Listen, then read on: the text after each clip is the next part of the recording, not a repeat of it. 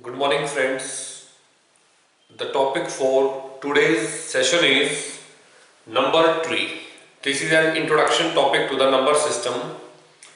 In this topic, we discuss about different properties of the number, different types of number as well as their properties, as well as some specific questions that may be asked over the concept of numbers.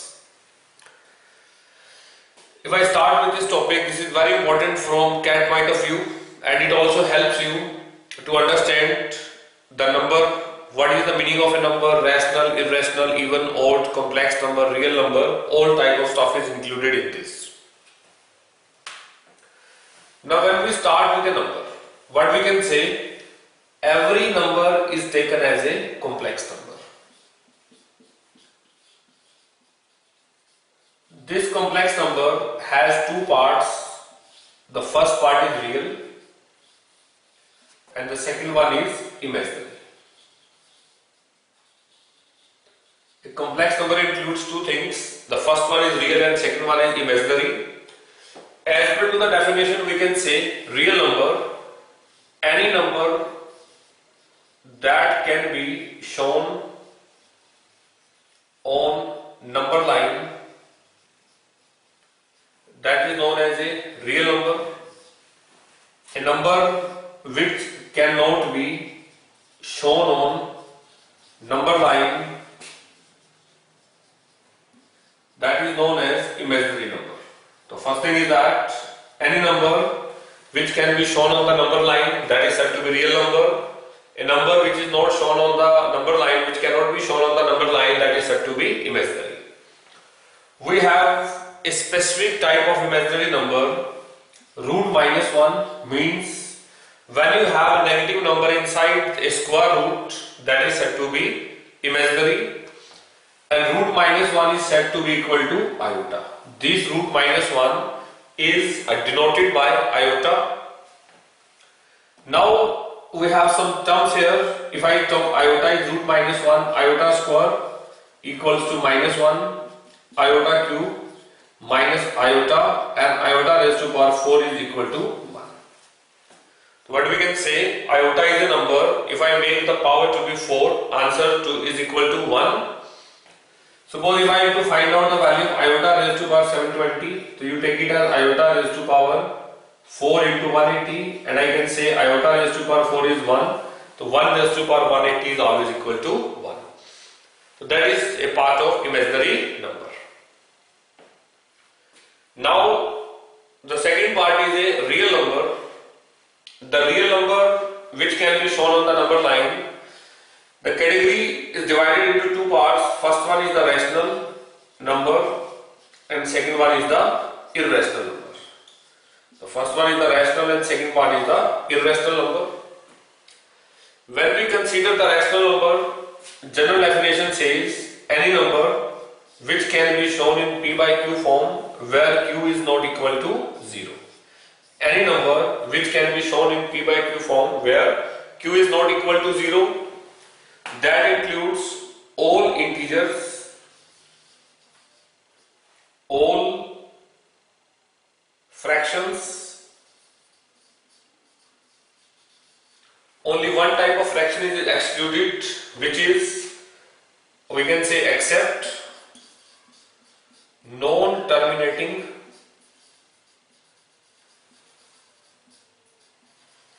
and non-repeating,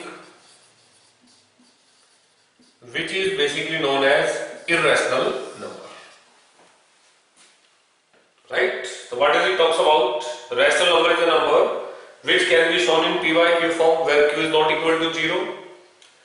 That includes all integers, all fractions, integers, positive, negative, even, odd, prime, composite, fractions, terminating, non-terminating, but non-terminating and non-repeating fraction is not included because this is irrational number. Now for better understanding of this, I start with an example. I will write some of the numbers and one by one we divide them into different categories and we further try to understand it. For example, minus 2, minus 3, 0, 1, 2, 3,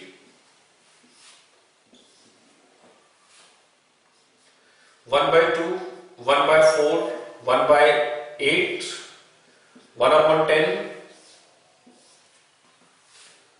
1 upon 3, 1 upon 6, pi, root 2, root 3, exponential, logarithm, log 2. I had written some type of numbers. The first category is known as integers. Second category is known as fractions, which is terminating fraction, Terminating fraction means where I get a standard result, I get an exact value of this. 1 by 2 gives me 0.5, 1 by 4 gives me 0.25, 1 by 8 gives me 0.125, 1 by 10 is 0.1. The second one is non-terminating but repeating. The second case is non-terminating but recurring or repeating. 1 by 3 is 0.333, 1 by 6 is 0.1666. So I can say this is 0.3 bar, this is 0.16 bar. So that is non-terminating but recurring. Third one is pi root 2 root 3 exponential logarithm of 2. This is non-terminating and non-recurring. This is non-terminating and non-recurring, or you can say that is an irrational number. So all these are the irrational numbers. Pi, root 2, root 3 mean any number whose square root is not a complete, as well as exponential e that is used in mathematics, as well as the logarithm of a number, log 2, log 3, all are irrational numbers. Integers, terminating fraction and non-terminating but repeating fractions, all are rational numbers. Now we start with one by one. First I will start with the concept of integers.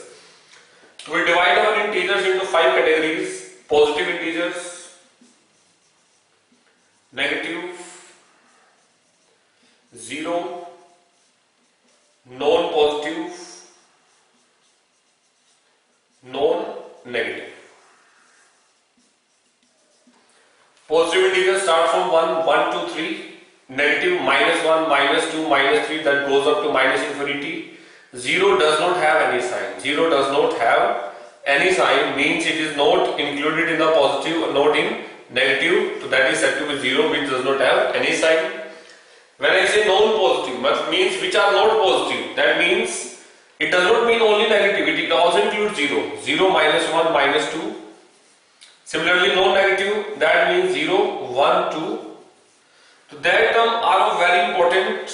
In some questions, he may specify non-positive, non-negative. In that case, you have to take care of this.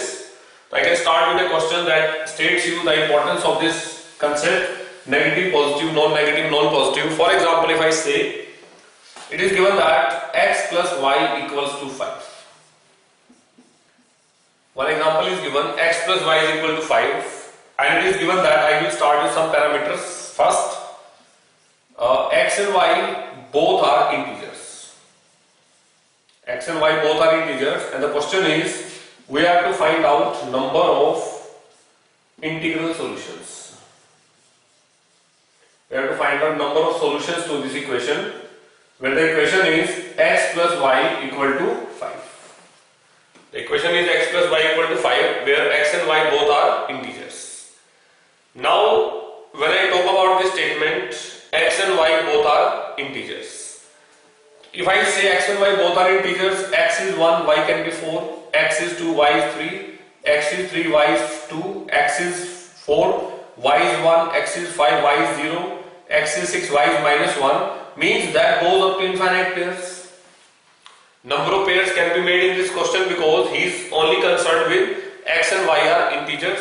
So I can say if x and y are integers, so I can say infinite solutions can be made. Right? Secondly, if I say x and y both are positive integers, x and y both are positive integers. Now when I say x and y both are positive integers, means x is 1, y is 4, x is 2, y is 3, x is 3, y is 2, x is 4, y is 1. Here I cannot take the case of 5 and 0. Why? Because when I take the case of 5 and 0, then 0 is not a positive integer. So in that case I can say 4 such solutions are there. 1, 4, 2, 3, 3, 2 and 1, 4. So in case if I say solution, my answer will be 2 because I will take the case of 1, 4 and 2, 3. And if I say ordered pairs, in that case my answer is said to be 4. So here I can say number of solutions can be 2 pairs of solutions can be made. Here there is a need to understand the difference between the pairs as well as ordered pairs. When I say ordered pairs, my ordered pairs are 4. And if I say only pairs, my answer is said to be 2. Third statement is same question. X and y both are non-negative. It is given that x and y both are non-negative integers. So when I say x and y both are non-negative integers, so I can say x is 0, y is 5, x is 1, y is 4, x is 2, y is 3, and this sequence repeats. So in that case, my answer becomes 3 such pairs can be made.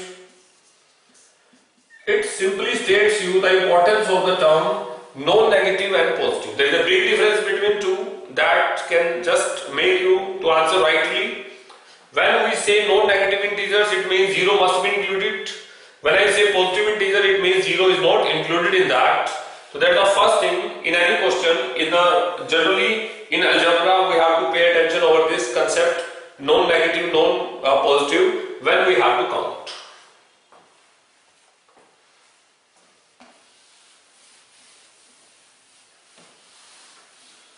Further, integers can be divided in some other parts.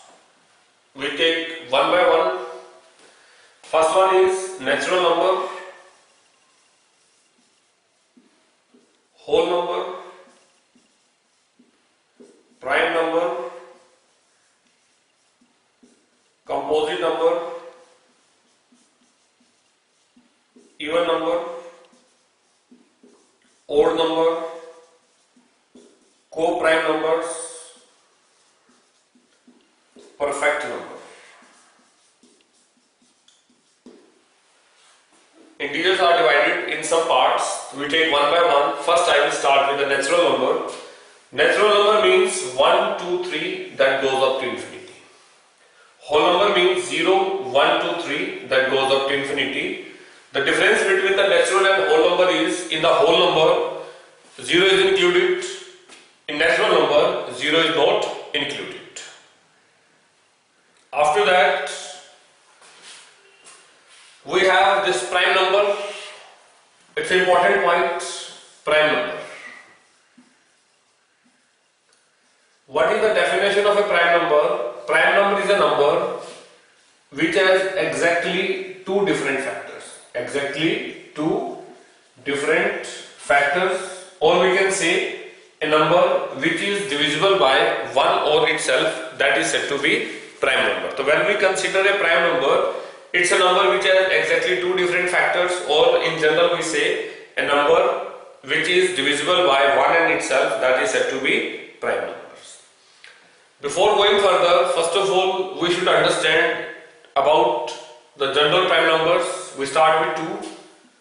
First prime number is 2, 3, 5, 7, 11, 13, 17, 19, 23, 29, 31, 37, 41, 43.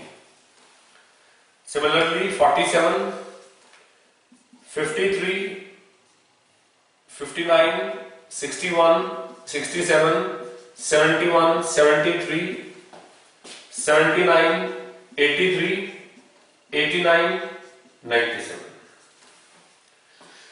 We have these, it is a list of prime numbers from 1 to 100. Some standard things we can infer here. First, 1 is neither prime nor composite. 1 is neither prime nor composite. 1 is not a prime number as well as it's not a composite number. Because when we talk prime number, it has exactly two factors, and when we talk about composite number, it has more than two factors.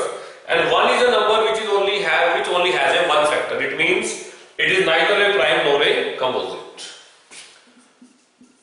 2 is single even prime number. 2 is single even prime number.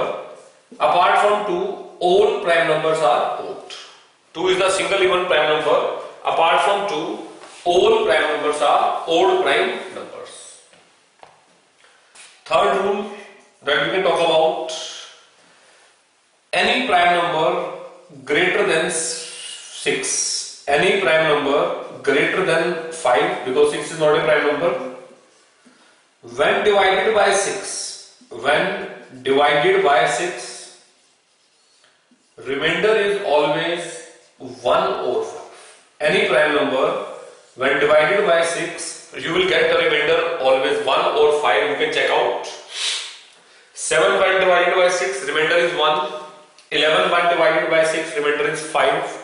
13 when divided by 6, remainder is 1.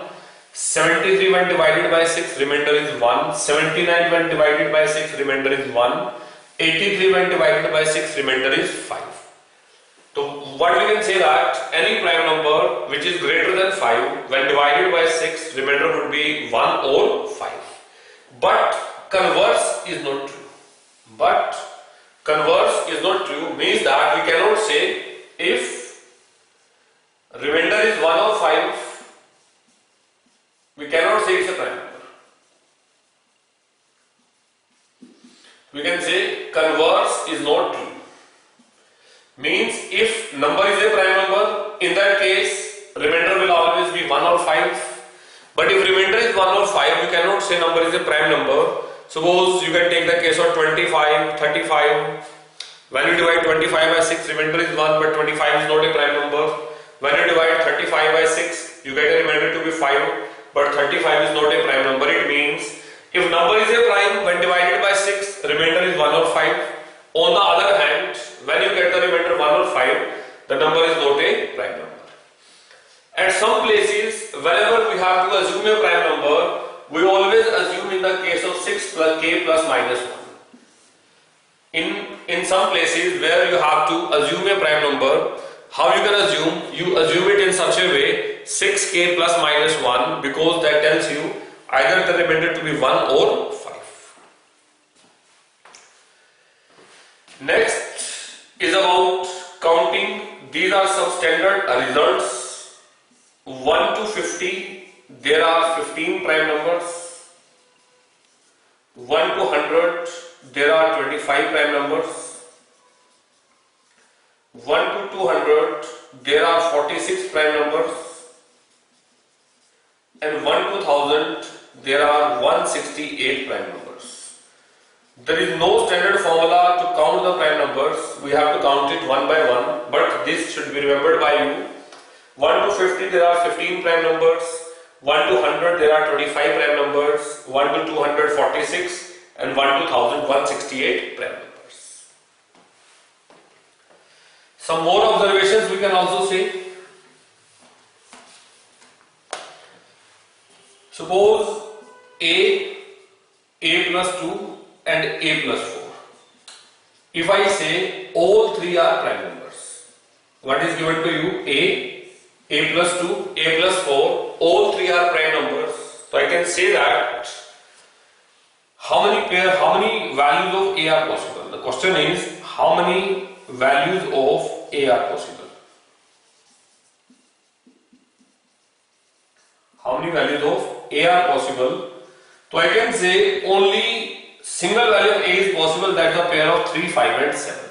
Only a single pair is such way 3, 5 and 7. When I put a equal to 3, 3 plus 2, 5 plus 4, 7. So I can say only one such value of a is possible. In that we can say my number is in the format of a plus 2 and a plus 4, where all three are prime number. Similarly, we use two terms also here. The first one is twin prime.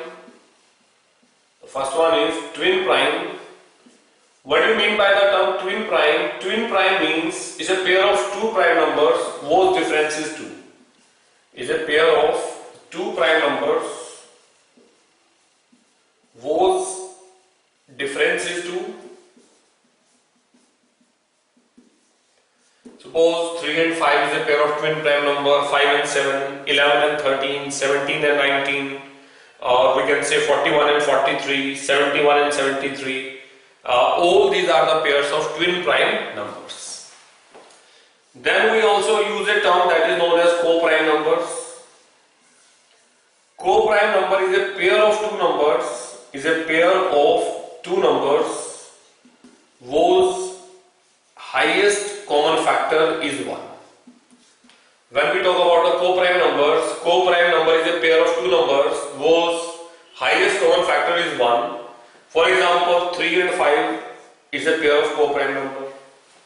4 and 9, it is also a pair of co-prime number, because when I find that anything would be common in 4 and 9, nothing, because when I take the highest common factor of 4 and 9, I will get it as 1. It simply states you, in case of co-prime number, there is no need that both numbers are prime, or one is prime or other is prime. They can be composite, they can be prime. So we can say, in case of 4 and 9, although both numbers are composite, but it's a pair of co-prime numbers.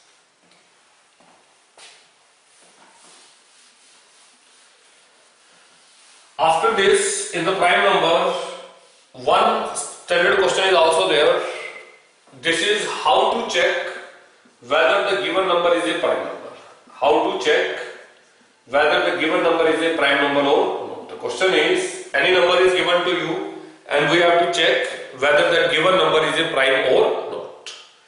For example, if I say one number is given, that is 191, and I have to find out whether it's a prime number or not. So what is the method in this? We take approximate square root of the number. Approximate square root, that is root 191. So I can say this is quite close to 14, because we can say that 14 square is 196, the root 191 is quite close to 14.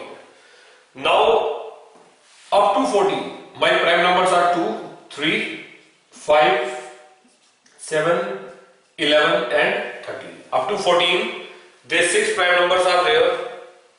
When I have to divide, now I divide this 191 with all these 6 prime numbers one by one. If it is divisible by any of the prime number, I can say it is not a prime number. If it is not divisible by these prime numbers, so I can say it's a composite number.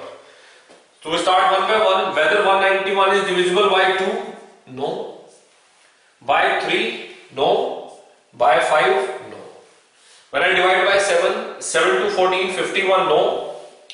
When I divide by 11? No. When I divide by 13? No. It means this 191 is not divisible by any of the prime number 2, 3, 5, 7, 11 and 13. It means it is a prime number.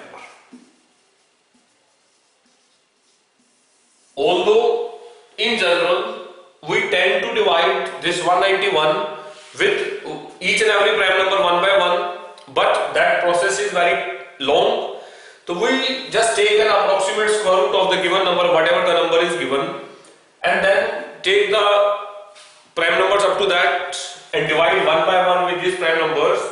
If it is divisible by any of the prime number, so we can say this is a composite number, and if it is not divisible by any of the given prime numbers, so I can say this is a prime number, right? So these are some concepts that deals with the concept of prime numbers.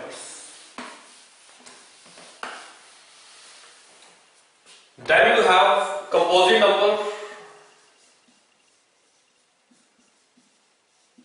We can say that any prime number which has more than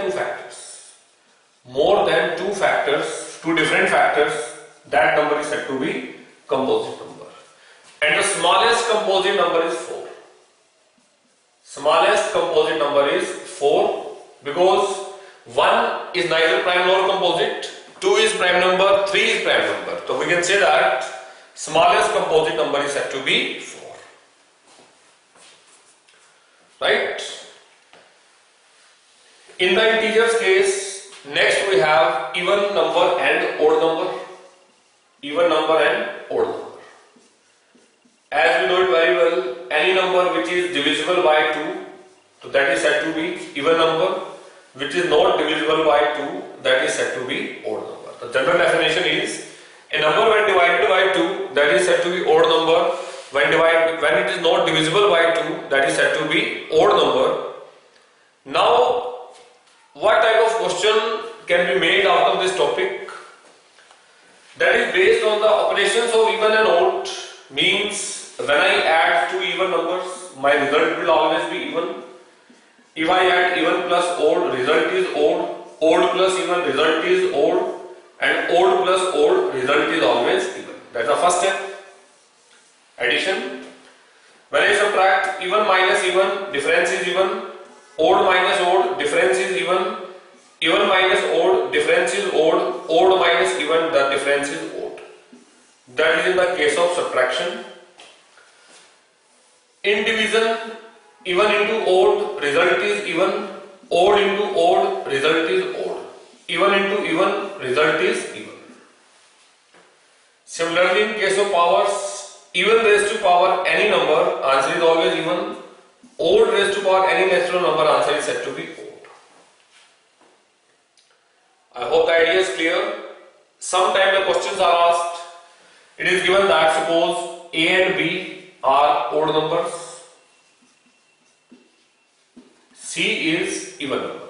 It is given that A and B are odd number and C is even number. I have to find A plus B raised to power C plus B plus C raised to power A, C plus A raised to power B. I have to comment on this whether this result would be even or odd. So we go step by step. It is given that A and B are odd. So I can say odd plus odd. Sum would be even. Even raised to power any number, that is even. So I can say this portion is an even number. B and C. B is odd and C is even. When I add both, that will be odd. Odd raised to power any number, that will always be odd. My second portion is odd. When I take C plus A, that is even plus odd, that is odd. And when I take the power, that is odd, the odd raised to power odd, it is odd. Now I have to add even plus odd plus odd is even plus even is even. So I can say my final answer is even. So we can say that AB are odd number and C is even number. In that case, I can say my final answer would be even number. So these type of questions can be made on the topic of even number and odd number.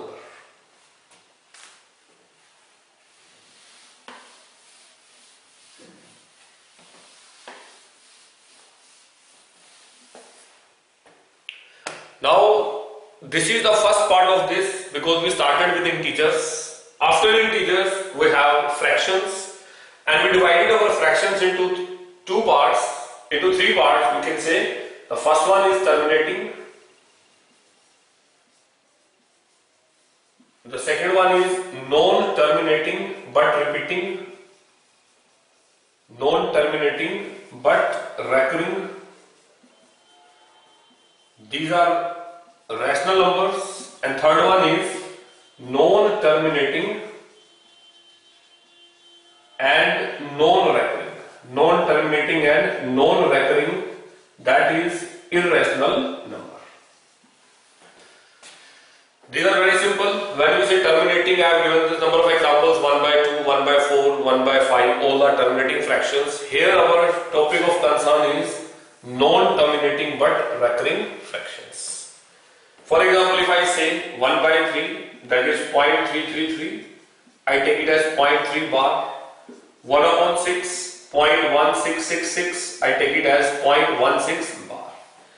When you have a bar on any number, it means that number is repeated for number of times for infinite. So we can say these are non-terminating but recurring fractions. These are a part of rational number. Now we try to understand how to convert a non-terminating but recurring fractions into P by Q form. Now the next question here arises is how to convert non-terminating but recurring fraction into p by q form. For example, if I say one fraction is x is given, that is 0.12, bar is 12, we have to convert into p by q form. I give two examples to you with the basic method that you have somewhere studied in class 9th, and then we will try to understand a shortcut method of this. Pay attention here, x equals to 0.121212, that goes up to infinite. Two digits are repeated. I multiply both sides by 100. This gives me 12.121212, that goes up to infinite. Now I subtract, I get 99x equal to 12 and x equals to 12 upon 99, that becomes my answer. Pay attention here, the first question is, it is given that x equal to 0.12 bar, I can say 0.12 as 0.121212, that goes up to infinite. Two digits are repeated, I multiply both sides by 100, this gives me 100x equal to 12.121212, that goes up to infinite. Subtract, get it as 100x, and I can say 99x equal to 12, x equal to 12 upon 99. The second part is, suppose a number x is given, we can say 2.234, bar is on 34. One question is given, 2.234, bar is on 34, we have to solve it. Now for these questions, the first step is, we have to convert these questions on the similar lines. Means there is a one place, a digit between the decimal and the bar. First I will bring this 2 here, multiply both sides by 10. This will give me 22.34 bar, or I can say 10x equal to 22.343434, that goes up to infinity. Now two digits are repeated, multiply by 100, so we can say 1000x equal to 2234.343434, that goes up to infinity. Now subtract, so I can say 1000x minus 10x, we get it as 990x equals to 2234 minus 22, or we can say 990x equal to 2212, or x equals to 2212 upon 990, that becomes your answer. That is the value of x. Again, pay attention here what I have done in this question. You have 2.234 bar, I have multiplied this number by 10, I get it as 22.34. Means our first objective is, nothing is there between the decimal and the repeating part, right? Then apply the same approach and your answer is there. Okay? Now I tell you one shortcut method for answering these questions.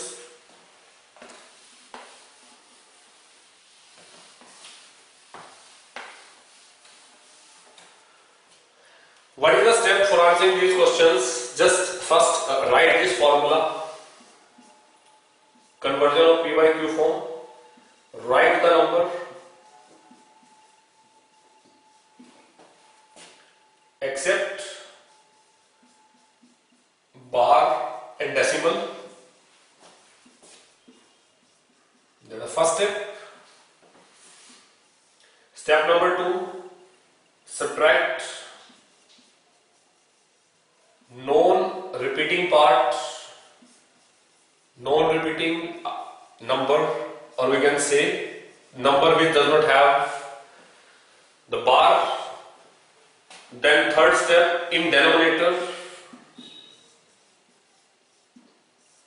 write as much as 9 as repeating digits. Write as much as 9s as repeating digits. Then behind this write as much as zeros as the digits between,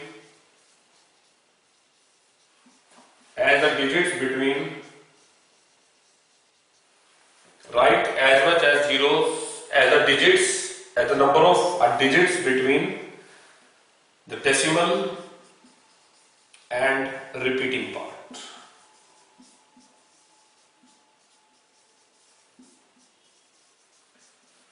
For example, suppose you have 1.23 bar is on 3.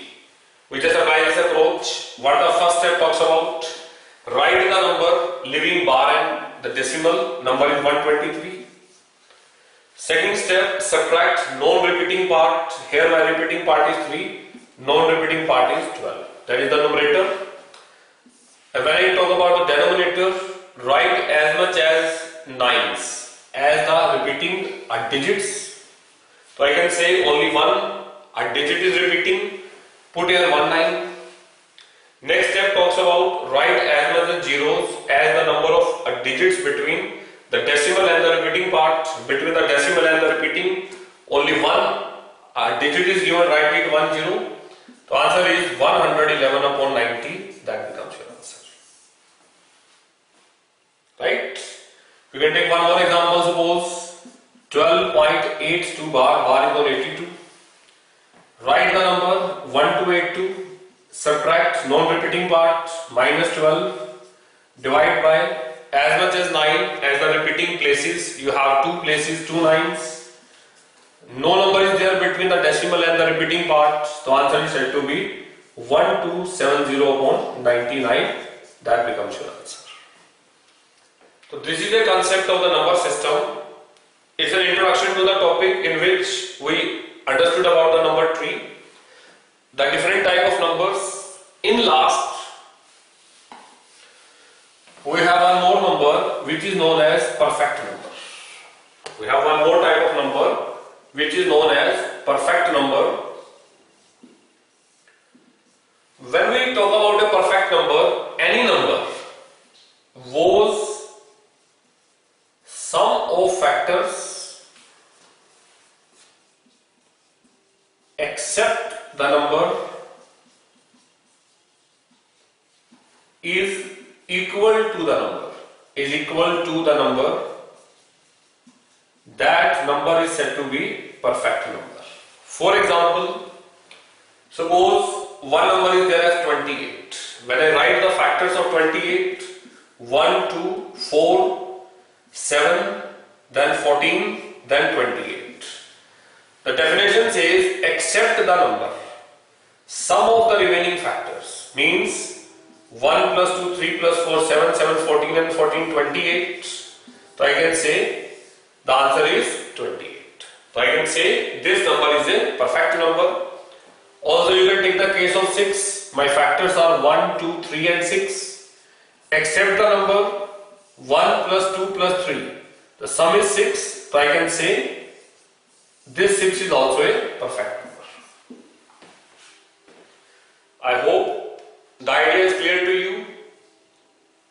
This is about the number tree. This just gives you an idea when you solve the different questions of number system. So we have to use this topic in order to answer our question. I hope you enjoyed the lecture. I'll listen it again and again. And once it is clear to you, you can apply this approach in solving number of questions. Thank you very much.